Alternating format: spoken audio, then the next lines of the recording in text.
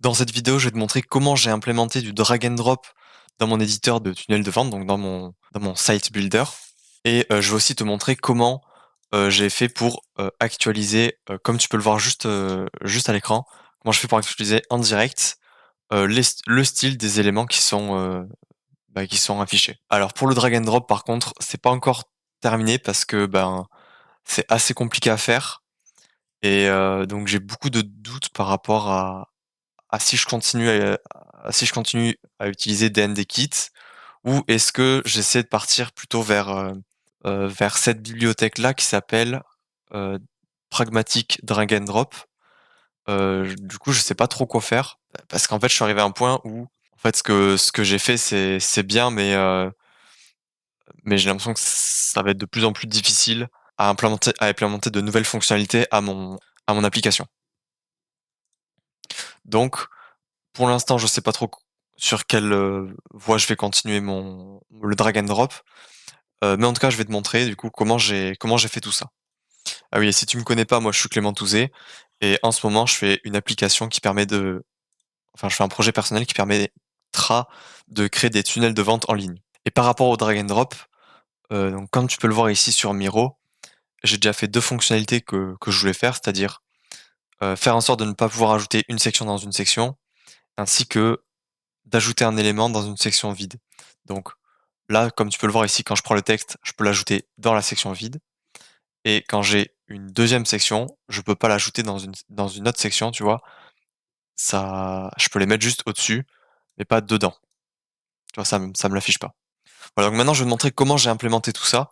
Alors c'est un peu le bordel dans mon code, et c'est pour ça d'ailleurs que je comptais en fait changer ou refactor, quelques trucs, mais je vais t'expliquer comment j'ai fait et j'espère que ça pourra t'aider. Donc tout d'abord dans mon composant, page, donc c'est-à-dire la page en global, j'ai un DND contexte, où j'ai mis, toutes les options que je voulais. Donc, les sensors, le détecteur de collision qui est un truc custom que j'ai pris dans la documentation et qui me permet de faire une détection des collisions précises. Donc imagine que là, je veux mettre, cet élément que j'ai juste au-dessus du hello world juste là, ben, tu vois, c'est précis. Mais maintenant si je veux, heu, je refais de base. Si je veux le mettre dans la section, bah, tu vois ici je suis au-dessus de la section, ben, quand je mets ma souris là, ça va me le mettre au-dessus. En fait, ça fait comment dire? Ça fait du drag and drop de façon très précise. Ensuite, onDragEnd et onDragStart, c'est ce qui me permet de gérer, enfin surtout le onDragEnd, c'est ce qui me permet de gérer, ce qui se passe, dès que je drop un élément, à un certain endroit. Et en fait, c'est dans cette fonction handleDragEnd, donc si je reviens en bas, onDragEnd, j'ai fait en sorte d'abord de changer l'état, que j'ai appelé draggingContext et qui me permet de retrouver quel a été l'élément dragué. Donc en fait, je t'ai pas montré, mais dans la fonction handleDragStart, comme tu peux le voir ici, je mets setDraggingContext à true, donc isDragging à true et le type au type de l'élément qu'on est en train de drag. On verra ensuite, comment j'ai réussi à faire ça, juste après. Donc je reviens dans mon handleDragEnd et ensuite, dans cet événement, du coup, je check si, le type de l'élément qui est, over, donc c'est-à-dire de l'élément, par-dessus lequel la souris est au moment du drag, est égal à, moveDropableType, donc c'est-à-dire, c'est juste une variable que j'ai mis move. En fait, là, quand je prends l'élément, je vais dire que cette variable ici, type de over, est égale à une certaine valeur. Et si cette certaine valeur est égale à moveDropableType, alors ça veut dire que je vais devoir swap les éléments. Bon, en fait, ma fonction est mal nommée parce que je fais pas vraiment un swap, je déplace un des éléments en fait vers un autre élément. Donc cette fonction contient toute la logique, du code pour faire en sorte que lorsque je lâche ma souris, ça fait correctement les choses, donc ça va correctement placer les objets. Donc je vais t'expliquer maintenant, plutôt comment se déroule cette fonction. Donc tout d'abord, je récupère la valeur du parent ID de l'élément over. L'élément over, c'est l'élément qui est survolé et je peux définir cette variable parent ID en utilisant un hook de la bibliothèque, DNDKit qui est useDroppable et dedans je mets des datas qui contiennent du coup toutes les datas que je veux transférer au moment où je lâche ma souris après un survol. Enfin après avoir drag l'élément. Je fais pareil pour l'élément actif, donc l'élément qu'on est en train de drag. Je récupère ces informations, enfin l'idée de son parent. Je récupère d'autres informations par rapport du coup à l'élément dragué et à l'élément survolé. Si une de ces variables n'est pas définie, en fait je fais rien. Et sinon, en fait ça veut dire qu'on va changer la position de l'élément qu'on est en train de drag à la position de l'élément qui est survolé.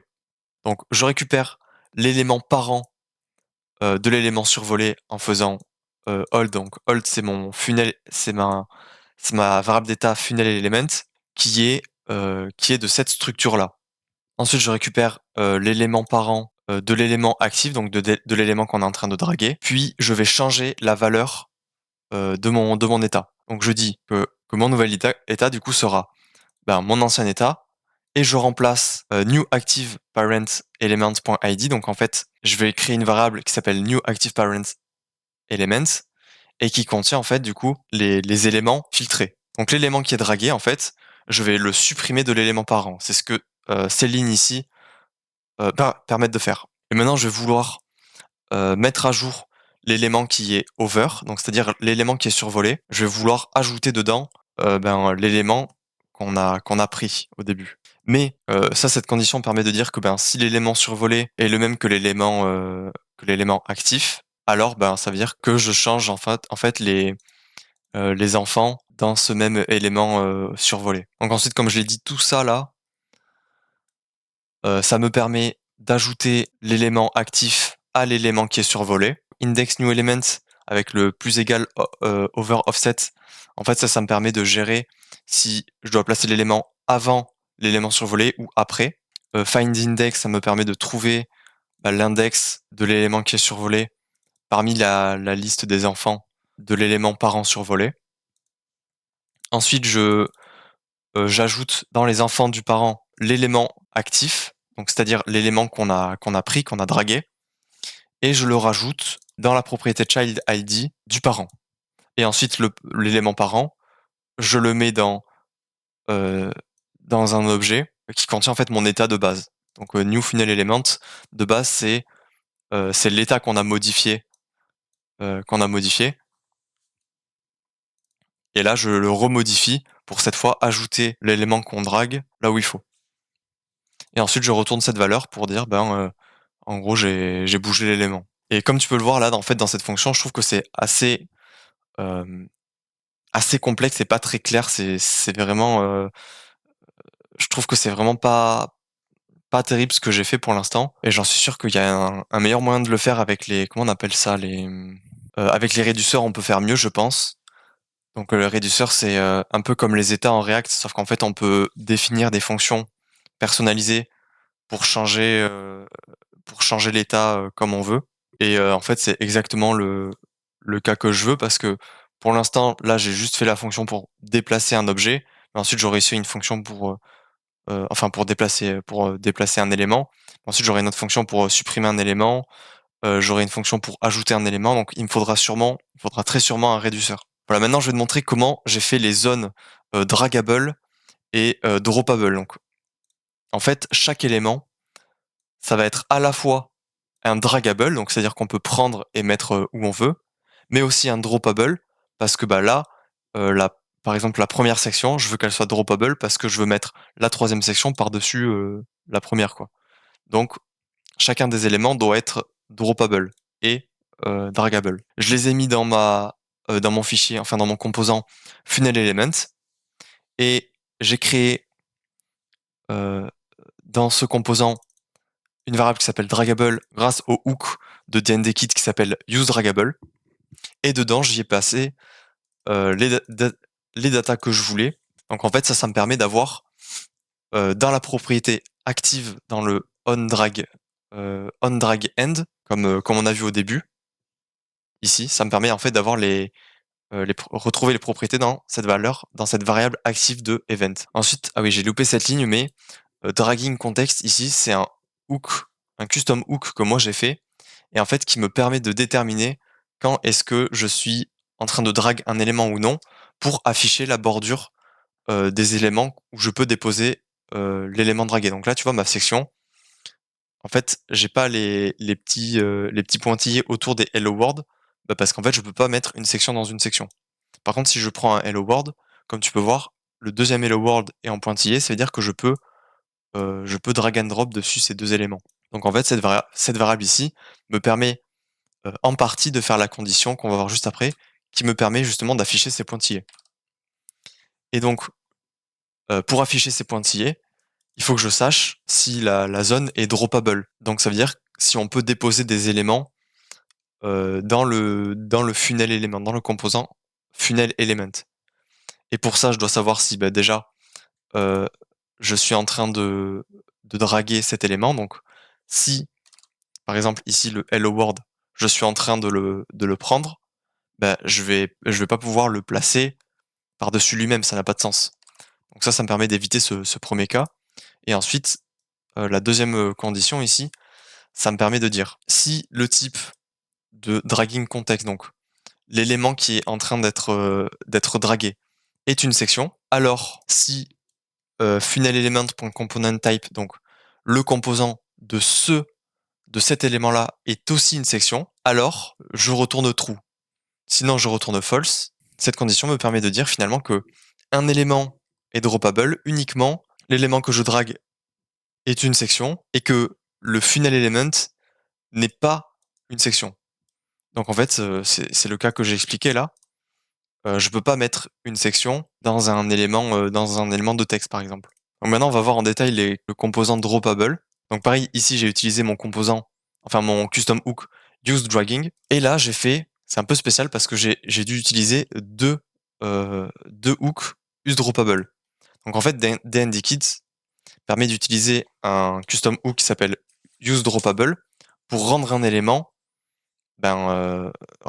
droppable, donc c'est-à-dire où on peut déposer un élément draggable dedans. Et sauf que dans mon cas, je veux pas je veux pas un seul hook parce qu'en fait, je veux pouvoir soit déposer un élément au-dessus de la section, d'un élément, soit en dessous. Et pour ça, j'ai dû en fait j'ai dû faire deux zones invisibles en fait, une qui est plutôt sur la moitié de l'élément, qui me permet de dire, bah, lorsque je le drop dessus, ça va me placer l'élément dragué, donc l'élément actif en haut, et une deuxième qui me permet de placer l'élément en dessous. Et ce dernier, je l'ai pas encore implémenté, donc pas besoin de le définir. Donc j'ai en data dans ces deux useDroppable funnel element, donc l'élément courant, son parent, mais l'identifiant de son parent, le type. Donc là, quand je dépose un élément dans cette zone, ça veut dire que je vais bouger en fait un élément. Honnêtement, ça va très certainement changer parce que c'est pas encore. J'ai fait en fait petit à petit et j'ai pas forcément pensé à tout ce qu'il faut pour l'instant. Je voulais vraiment faire un truc qui, au moins tester et faire un truc qui marche à peu près, quitte à plus tard modifier les choses. Mais c'est sûrement ce que je vais faire. Je vais modifier plein de choses. Et le offset, c'est pour dire, ben, est-ce que je le place au-dessus ou en dessous de mon élément qui est droppé. Voilà pour le code. Voilà à quoi ça ressemble pour le code qui me permet de faire ces deux zones. Donc là, j'ai une div qui va être outline, enfin qui aura de l'outline, donc c'est-à-dire des pointillés, quand on est en train de draguer un élément, comme tu peux le voir, mais avec une deuxième condition qui est si isDroppable est à true, alors je l'affiche. Donc ça me permet d'éviter d'afficher les pointillés, comme tu le vois ici, sur les zones de texte quand je suis en train de prendre une section. Ensuite, ces deux divs ici me permettent en fait, d'avoir la zone droppable. Donc si je les mets d'une certaine couleur, tu comprendras un peu plus, je pense, que ça fera. Voilà, donc là, ça a compilé et j'ai mis du coup le fond en rouge et le fond pour le haut et le fond en violet pour la zone droppable en bas. Et donc quand on va sur l'application, comme tu peux le voir ici, ben voilà, donc chaque zone, donc là c'est ma section, ça ici c'est ma section. Cette partie-là, donc la première partie en bas, ça va être pour mettre en bas de la section. Et dans cette section, tu peux voir que bah, du coup j'ai mon texte. Et ce texte aussi, il y a une zone droppable. Peut-être que si je fais ça, ça sera un peu plus visible. Voilà. Ouais, donc basiquement, ce que ça fait les zones droppable. Et ensuite, ça me permet d'afficher ce truc bleu là au-dessus de la zone quand je suis en train de mettre un élément par-dessus, quand je suis en train de drag un élément par-dessus. Et enfin, la dernière chose dont je voulais te parler, c'était la zone ici en pointillé dans une section que j'ai implémentée et qui permet de rajouter un élément dans une section. Pour cela, j'ai dû aller dans mon composant section, donc c'est, heu, c'est l'élément qui permet de définir une section et dedans, j'ai rajouté un composant empty droppable zone un composant que j'ai appelé comme ça. Et quand on regarde en détail ce composant, ça va être une zone qui est affichée uniquement si le nombre d'enfants de l'élément, donc de la section, est supérieur à 0. Donc si on a, 1 enfant, on n'a pas besoin de l'afficher parce qu'on a déjà un enfant dedans et quand elle est affichée, de base, elle va avoir cet aspect-là, donc des bordures noires et ensuite, là, cette condition ici, ça me permet en fait d'afficher un trait bleu quand, l'élément qui est actif, donc l'élément qu'on est en train de drag, on peut le mettre dans la section. Et en fait, j'ai utilisé ma variable isDroppable qu'on a vu tout à l'heure qui me permet d'éviter de mettre une section dans une section, mais j'ai juste dû rajouter une condition que j'ai appelée isDroppableInsideBox qui me permet de dire, heu, si l'élément actif est de type section, alors je mets cette variable à faux pour éviter d'afficher justement cette ligne et donc de dropper une section dans une section. Et ensuite, j'ai mis la ref du useDroppable ici, dans la diff qui est affichée conditionnellement. Ah oui, non, en fait, c'est juste cette condition-là qui permet d'afficher le bleu. Cette condition ici, me permet juste d'avoir la zone droppable, qui bug pas. Et ensuite, j'affiche la zone bleue, du coup, quand, l'élément il est isOver, c'est-à-dire que la zone ici est survolée. Bon voilà, c'était un peu difficile à expliquer, mais j'espère que tu auras compris et si j'hésite déjà à refaire tout ça, c'est parce qu'en fait, j'ai trouvé un article GitHub où, il y a quelqu'un qui explique comment il a fait de façon, clean tout ça. C'est assez complexe à implémenter et j'ai un peu du mal à m'y faire, mais je me dis: «Ça peut être vraiment mieux». Enfin, ça peut être vraiment mieux sur le long terme quoi, d'avoir un truc qui est propre. Ah oui, aussi dernière chose, je crois que je t'ai pas montré comment j'ai modifié ça.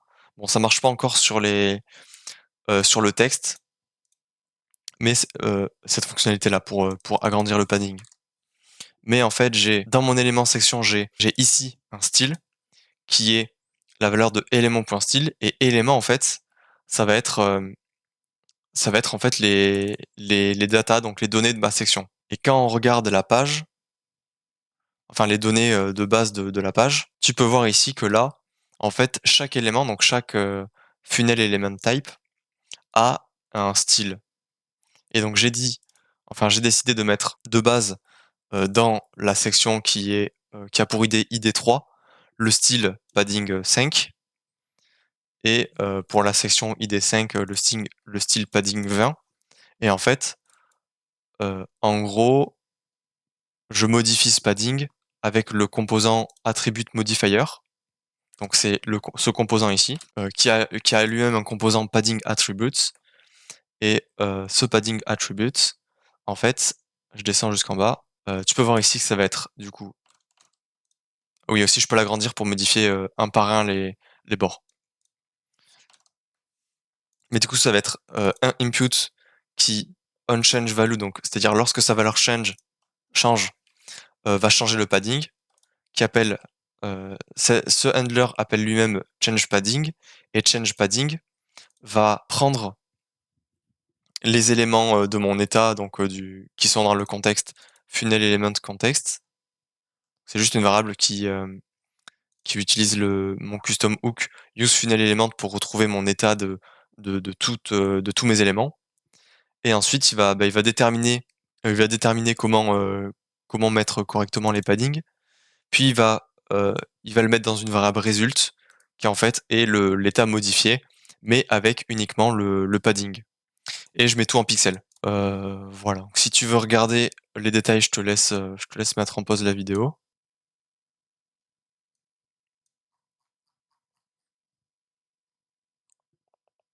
et ah oui et voici pour le reste du coup du composant. Donc voilà pour l'avancement de mon projet. Si tu veux être coaché ou que tu veux rejoindre ma communauté de développeurs, clique sur le premier lien dans la description, c'est mon serveur Discord et j'espère que dans la prochaine vidéo, j'aurai réussi à faire ce que je veux avec le drag and drop.